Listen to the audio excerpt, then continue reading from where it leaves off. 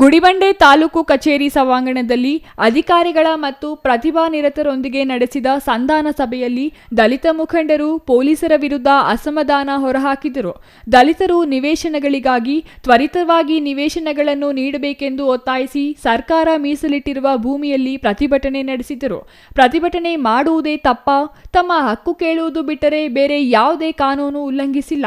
ಆದರೂ ಪೊಲೀಸರು 24 ಮಂದಿ ಬಡವರ ವಿರುದ್ಧ ದೂರು ದಾಖಲಿಸಿದ್ದಾರೆ ಎಂದು ಆರೋಪಿಸಿದರು.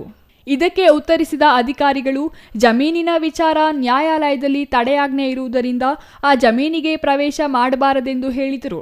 ತಾಲೂಕಿನ ಅನೇಕ ಗ್ರಾಮಗಳಲ್ಲಿ ಸ್ಮಶಾನಗಳಿಲ್ಲ. ಅಂಬೇಡ್ಕರ್ ಭವನ ನಿರ್ಮಾಣ ಮಾಡಲು ಜಾಗ ನೀಡಿಲ್ಲ.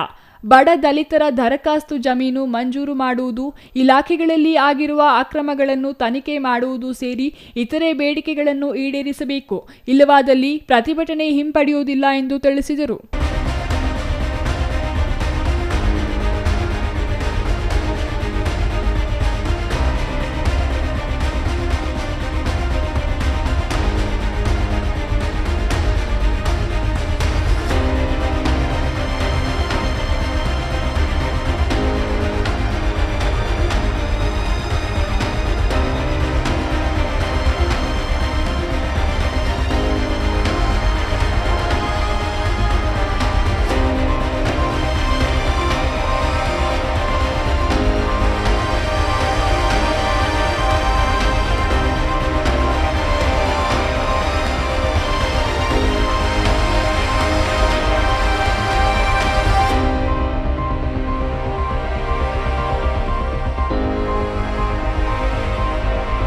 ಇನ್ನು ತಹಸೀಲ್ದಾರ್ ಸಿಗ್ಬತುಲ್ಲಾ ಮಾತನಾಡಿ, ಬೇಡಿಕೆಯನ್ನು ಹಂತ ಹಂತವಾಗಿ ಈಡೇರಿಸುತ್ತೇವೆ.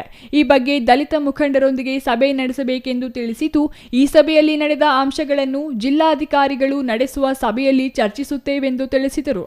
ಈ ಸಭೆಯಲ್ಲಿ ತಹಸೀಲ್ದಾರ್ ಸಿಗ್ಬತುಲ್ಲಾ, ಇಒ ನಾಗಮಣಿ, ಸಮಾಜ ಕಲ್ಯಾಣ ಇಲಾಖೆ ಸಹಾಯಕ ನಿರ್ದೇಶಕ ಲಕ್ಷ್ಮೀಪತಿ ರೆಡ್ಡಿ, ಗ್ರೇಡ್ 2 ತಹಸೀಲ್ದಾರ್ ತುಳಸಿ, ಪಟ್ಟಣ ಪಂಚಾಯಿತಿ ಮುಖ್ಯಾಧಿಕಾರಿ ಸಬಾ ಶಿರೀನ್, ಪಿಎಸ್ಐ ಗಣೇಶ್ ಸೇರಿದಂತೆ ಇನ್ನೂ ಹಲವರು ಹಾಜರಿದ್ದರು. Satish Babu, CTV news.